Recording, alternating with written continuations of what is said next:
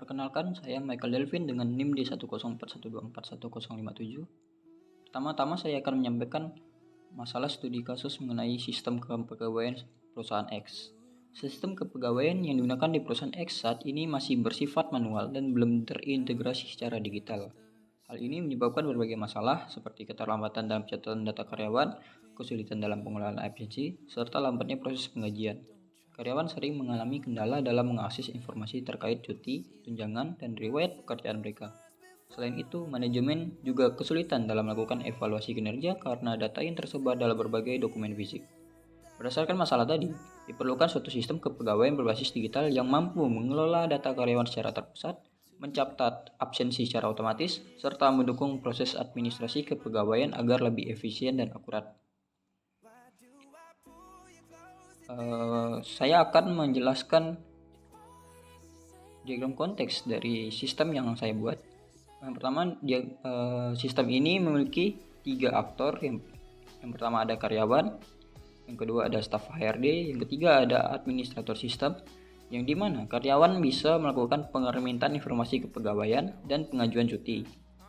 Selanjutnya, staf HRD akan mengelola data-data seperti data pribadi karyawan, data absensi karyawan, data gaji karyawan, dan data kinerja karyawan.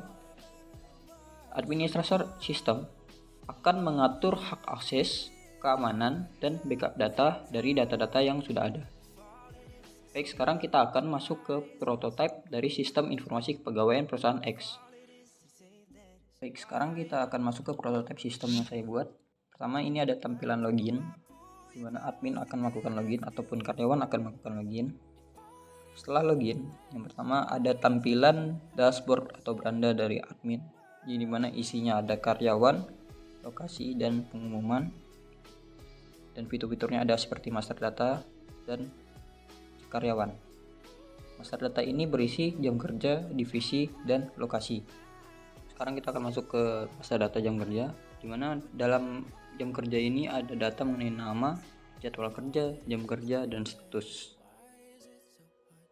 Di sini kita bisa menambahkan jam kerjanya, dan tampilan dari menambahkan jam kerja adalah sebagai berikut. Nama jam kerjanya akan kita isi, dan kita bisa menentukan hari jam kerjanya ada di hari Senin, Selasa, Rabu, Kamis, Jumat, atau Sabtu. Kemudian kita juga bisa memilih jam masuknya jam berapa dan jam keluarnya jam berapa. Selanjutnya kita masuk ke master data divisi, di mana dalam master data divisi ada data-data seperti nama, jumlah karyawan, dan metode perhitungan gaji. Kemudian kita bisa menambahkan divisi, yang dimana dalam menambahkan divisi kita perlu mengisi nama divisinya dan metode perhitungan gajinya, yang bisa kita pilih perhitungan gaji per jam, harian, atau bulanan.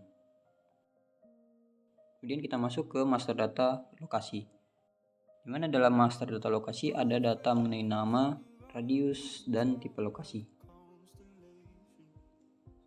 Kita juga bisa menambahkan lokasi yang berisi nama lokasinya, tipe lokasi, radiusnya, dan alamat lokasi kerjanya.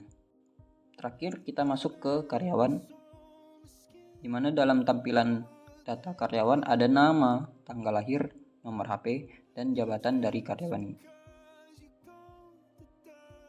Kita menambahkan karyawan, kita perlu mengisi nama karyawannya, tanggal lahirnya, jabatan, dan nomor HP, yang dimana dalam jabatan ada 3 jabatan, yaitu staff, supervisor, atau manager.